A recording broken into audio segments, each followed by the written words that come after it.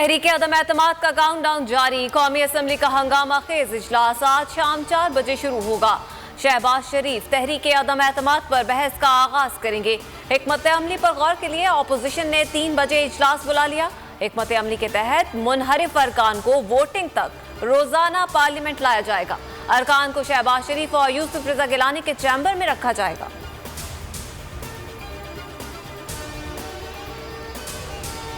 अरकान का छूटता साथ, वजीर आजम की बढ़ने लगी मुश्किलात, सियासत का सुपर ओवर मजीद सनसनीखेज हो गया। इमरान खान की जेर सदारत सियासी कमेटी आज फिर सूरत हाल पर सर जोड़ेगी। तहरीक अदम एतमाद के खिलाफ लाहे अमल पर गौर होगा।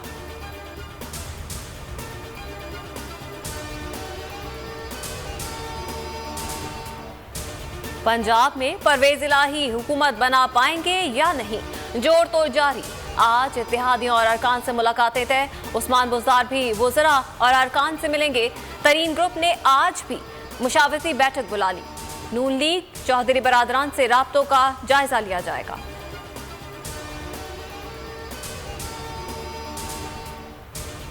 सियासी तब्दीलियों के बाद तहरीक इंसाफ क्या वोट बैंक बरकरार रख पाएगी?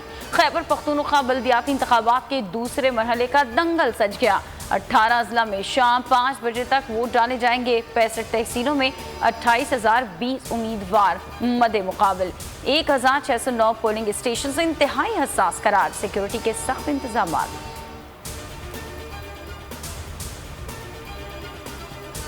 नाजिम जोकियो कत्ल केस, नामजद रुकन असेंबली जाम करीम ने जमानत के लिए सिंध हाई कोर्ट से रुजू कर लिया। मकतूल के घर जाकर बेवा और लवाहिकीन से मिलेंगे। पीपी रहनुमा 3 अप्रैल तक हिफाजती जमानत पर हैं। गुज़श्ता रोज मकतूल की बेवा ने तमाम मुल्जिमान को माफ करने का ऐलान किया था।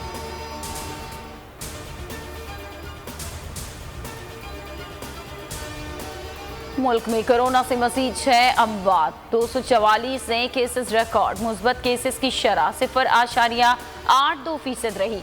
439 मरीजों की हालत नाजुक। असद उमर ने कहा कि आज NCOC का आखिरी दिन है। 2 साल इदारे की सरबराही बड़ा एजाज था।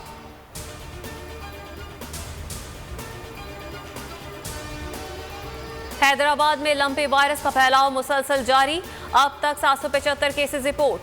गोश्त की फरोख्त में मुसलसल कमी। चिकन की कीमतें आसमान को पहुंच गई। बीमारी सिंध की हुदूद से निकलकर पंजाब जा पहुंची।